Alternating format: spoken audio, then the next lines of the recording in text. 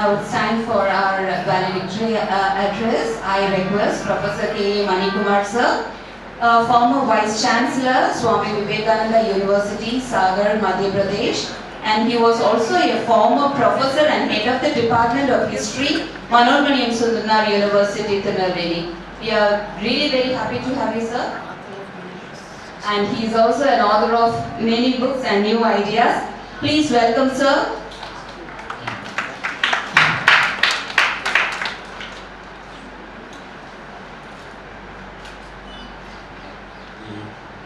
The President of this function,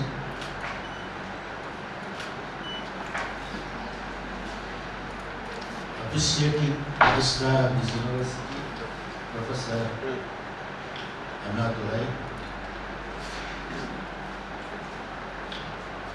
my enterprising friend,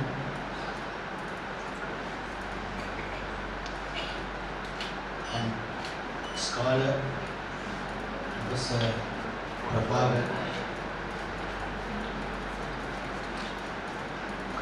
Dr. Geeta, Central University of Thiruvarur, Dr. Velamuttan, Assistant Professor of Department of English of this university, participants from different parts of the country, guests and friends. I am very happy, in fact feel honored to take part in the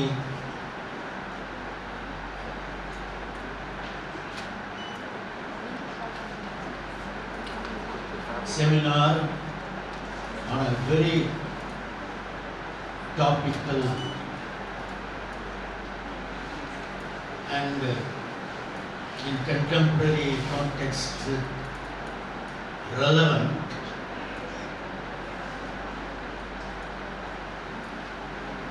nationhood and nationalism. Historically, the emergence of nation state was in the 15th century, the beginning of the rise of nation states took place in the 15th century. Spain emerged as a nation state 16th century, before 16th century. England, during the time of Tudors, emerged as a nation state. But still, many of the states turned out to be nations only after the later part of the 19th century. But the notion of nation and nationalism underwent tremendous changes. The notion of nationalism was different when Spain became a nation state. But the notion of nation state entirely underwent metamorphosis during French Revolution.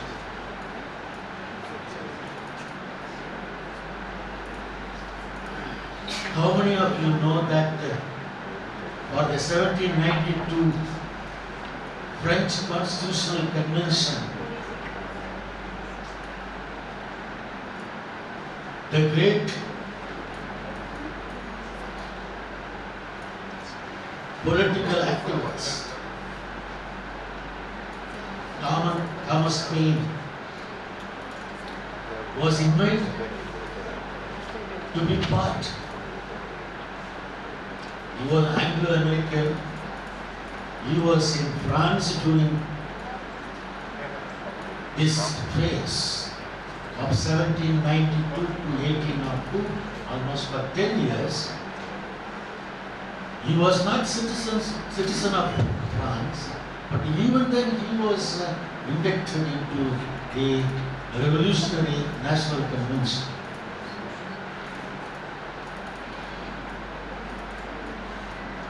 This was unheard of.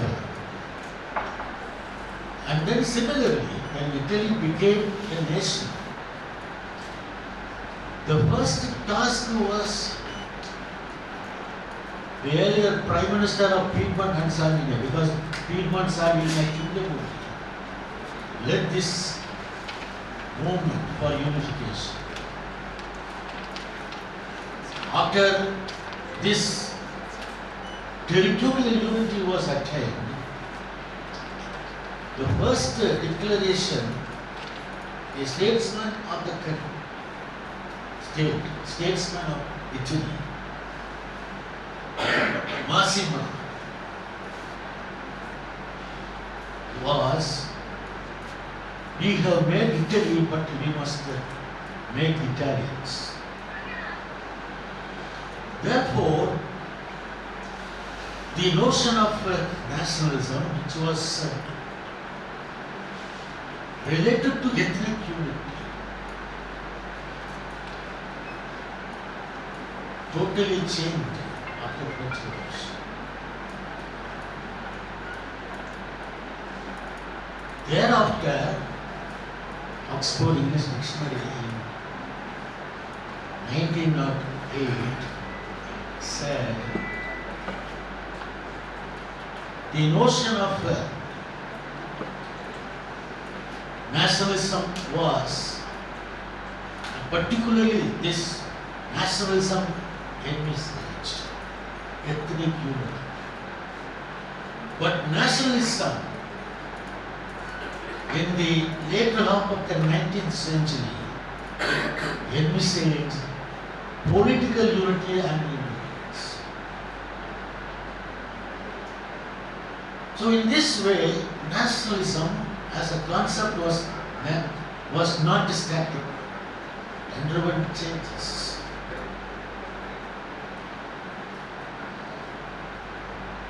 You see, the public sphere, the concept of public sphere is very important to understand nation and nationalism. Habermas, the German philosopher, conceptualized this concept of public sphere. According to him, public sphere mediates between the state and the civil society. According to him, state is always authoritarian, tyrannical, and therefore it has to be challenged. Its tyrannical deeds are to be challenged. But the challenge is posed by the civil society. But the realm is public sphere. So Habermas wanted this public sphere to be always strong. But later on, this concept came to be questioned. For example, a feminist, Nancy Fraser, challenged this concept. According to her, apart from public sphere, there were also autonomous spheres. Nancy called it counter-public. If the society is one of the inhabitants of dominant and subordinate groups, then the counter-public becomes necessary. So it is true. If you apply this theory, you can see, even in India, we will always refer to Indian National Congress as an organization representing the public sphere. But always we tend to forget other autonomous spheres. For the people in public sphere, the ideas of people, particularly leaders, representing autonomous spheres are counterpopulated. They are prejudicial and, for example, take for instance a situation, Jyotiba Phule, or Agatkar. How later on Ambedkar, Baburao, Bhagat. All of them were considered evils by those who were in the forefront of the so-called public sphere, represented by Indian National Congress. We also see changes. We also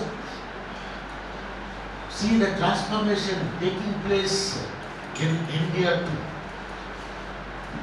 Take an Indian situation. After 1830, until then, the missionaries were not allowed to preach freely. There was a ban on missionary activities. But after 1830, the missionaries started functioning aggressively. They were engaged not only in street preachings, but also they were producing tracts, literature and books through which they made a very strong propaganda in favor of Christianity. So the orthodox elements in the society felt threatened. They thought there was a threat to Hinduism. And therefore, we should also do something. Therefore, I would say that the contest was only in the realm of culture. When you say in the realm of culture, you have to give attention to language and religion. This is what happened.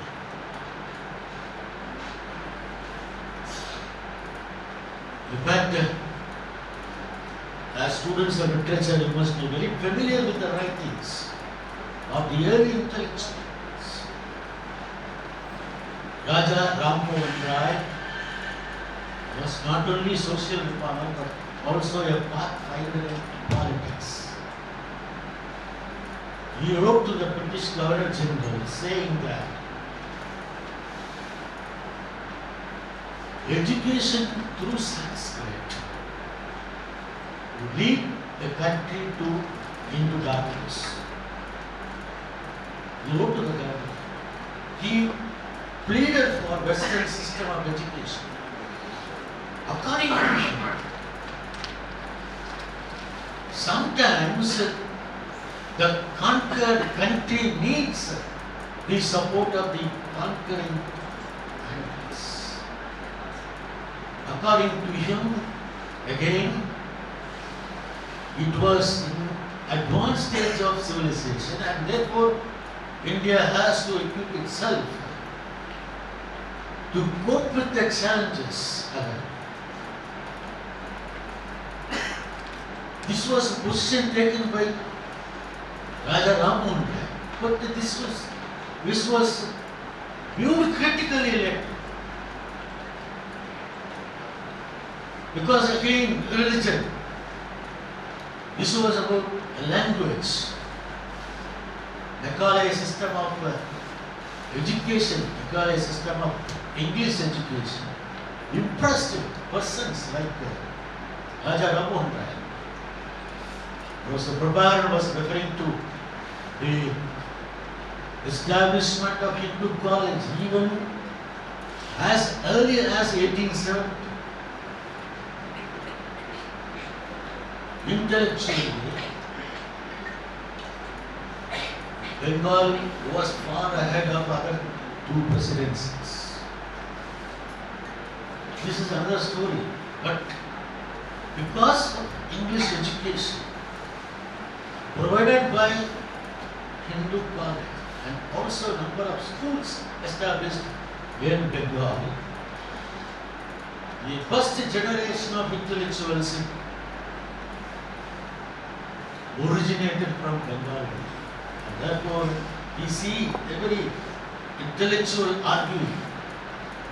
Bankim Chandra Chatterjee was speaking in favor of religious nationalism. Here, religion had undergone metamorphosis. Not the religion which was aiming to achieve salvation, the ancient religion. This religion was different. Bankim belonged to that century. Bankim not only spoke in favor of Hinduism or religious identities, he also spoke critically of the economic conditions of the people. In his Samya essay, very powerful essay, he was stressing on economic development.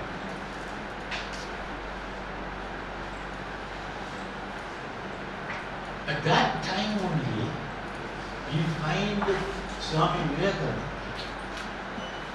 Swami Vivekananda stressed on religion, but at the same time, he also foreshadowed the thought of Mahatma Gandhi in saying that national identity or nationalism should transcend all other identities. National identity should transcend all other identities.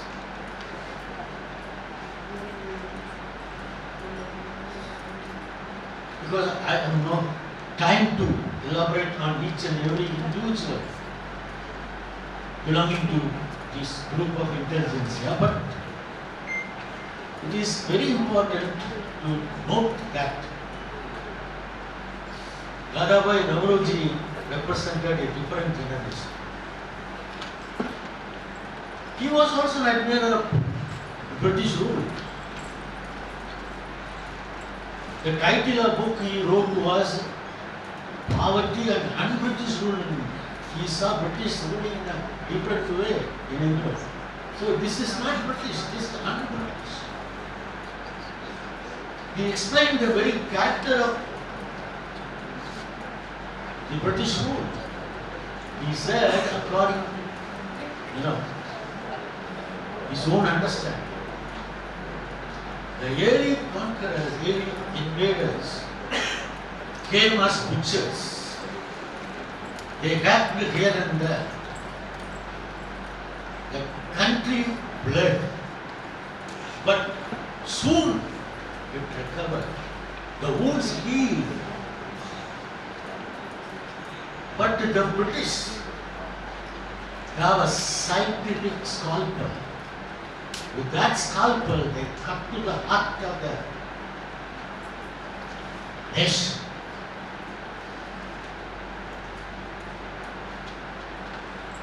Very subtle,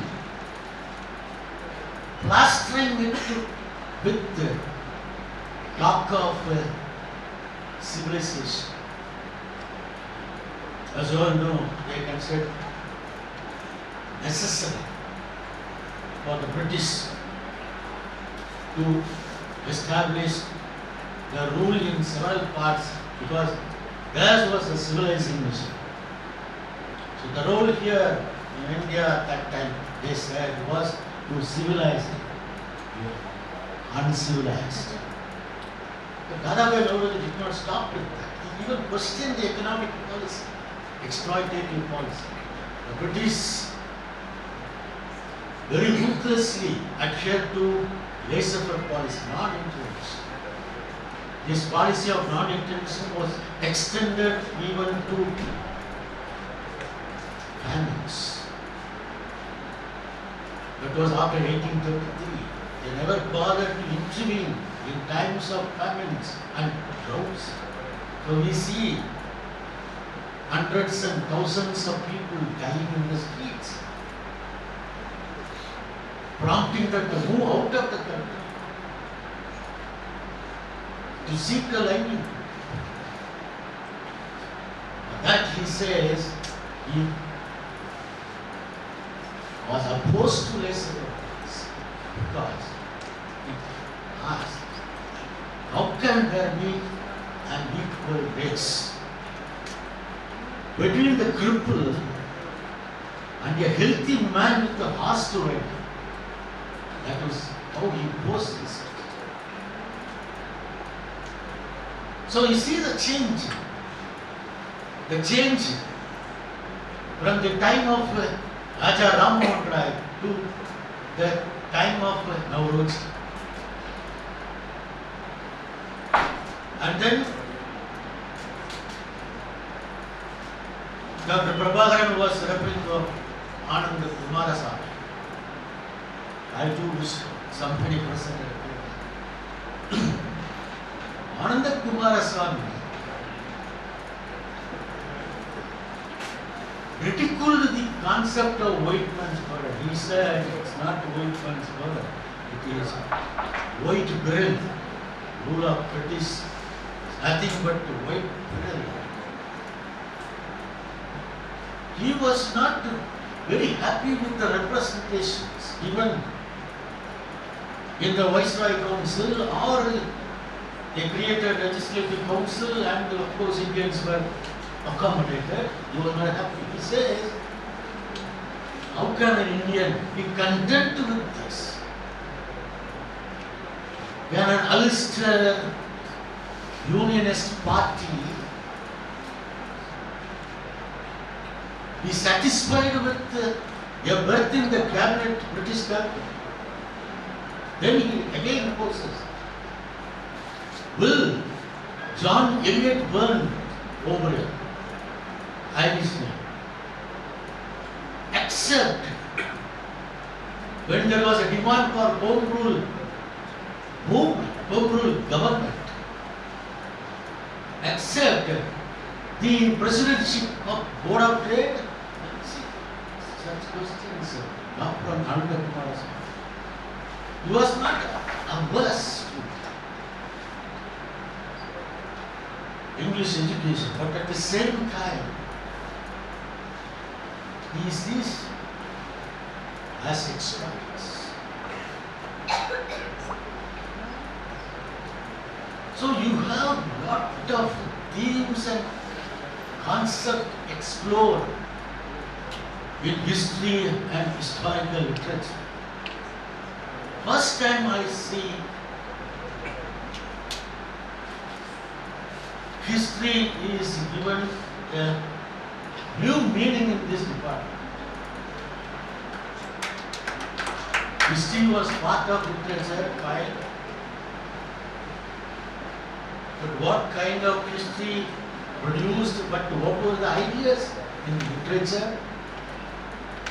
Did anyone do a study on ideas of Tamil literature, Sangam literature, ideas of poverty in Tamil literature, ideas of poverty in Indian English literature? So if you read literature, you will have a new perspective. In that way, I have all admiration for Vivekanand Chaudhary.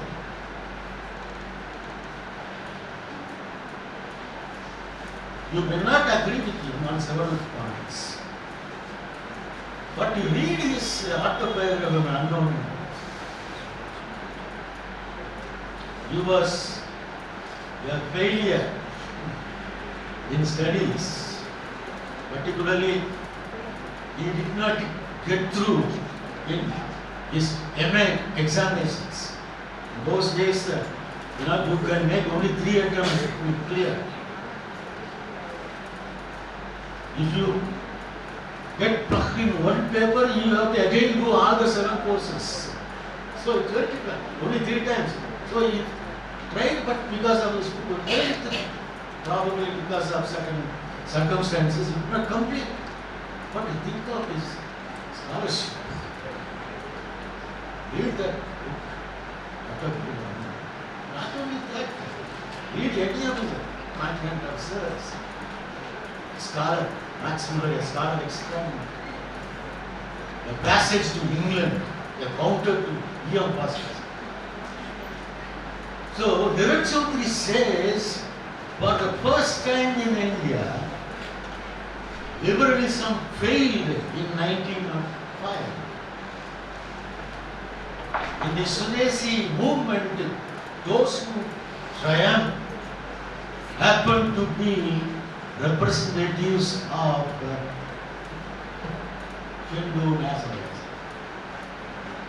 There were 3 competing nationalisms: Hindu nationalism, Muslim nationalism, Indian nationalism. But Hindu nationalism made a triumph, and liberals lost their battle first time of this. This is his interpretation. There may be some truth you have to explore further.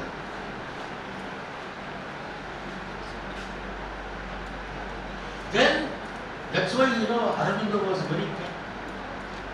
Aurobindo was again considered religion as a unifying force. But here he refutes the theory that Dadabhai Naoroji was a moderate. He was not a moderate according to Aurobindo. You read Aurobindo's nationalism. Writings are all in Pondicherry. So at least in Pondicherry University they are going to use to explore the ideas of Aurobindo. We know only the two facets of Aurobindo. One as a revolutionary leader and saintly leader. That's all.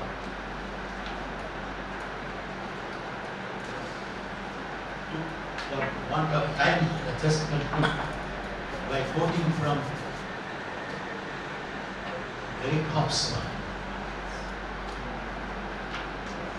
I hope some of you must have read this book, Nations and Nationalism. Read it. He talks about proto-nationalism. According to him, any resentment against rulers,